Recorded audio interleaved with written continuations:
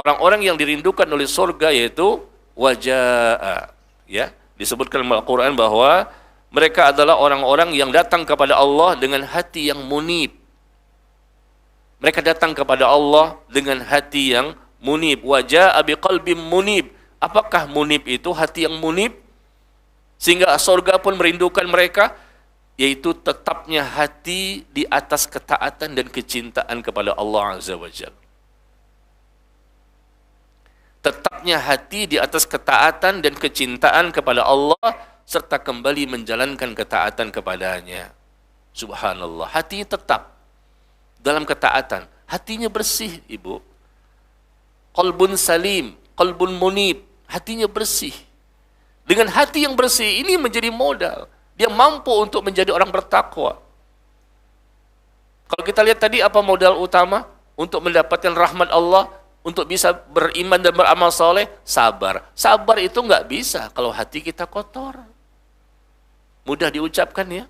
Sabar, sabar, sabar. Sabar dalam ketaatan, sabar menjauhi kemaksiatan, sabar menghadapi ujian. Ya, itu teorinya. Tapi untuk bisa melakukannya harus dengan modal hati yang bersih, hati yang munib. Ini orang yang Allah rindukan, yang dirindukan juga oleh surga, hati yang bersih. Hati itu terbagi tiga, jamaah sekalian. Ada yang pertama, hati qalbun salim. Itu hati yang bersih. Yang kedua, qalbun marid. Hati yang kotor. Hati yang berpenyakit. Hati yang keras. Yang ketiga, qalbun mayyit. Hati yang mati. Hati yang mati ini hatinya orang kafir. Ya, karena di muka bumi ini cuma ada tiga jenis manusia. Mukmin, munafik, kafir. Cuma tiga jenis manusia yang Allah ciptakan.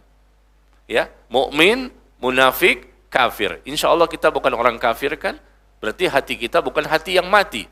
Hati yang mati menyebabkan orang itu mati sebelum mati. Orang kafir itu hakikatnya Bapak Ibu sudah mati mereka sebelum mati. Karena hati mereka mati, maka jasad mereka dianggap mati. Karena mereka tidak beribadah. Tapi kalau Allah berikan hidayah, berarti mereka hidup kembali. Padahal mereka hidup di dunia, belum dicabut rohnya oleh malaikatul maut, tapi dianggap seperti orang, seakan-akan mereka seperti orang yang sudah mati, karena hatinya sudah mati. Karena orang itu hidup kalau hatinya hidup.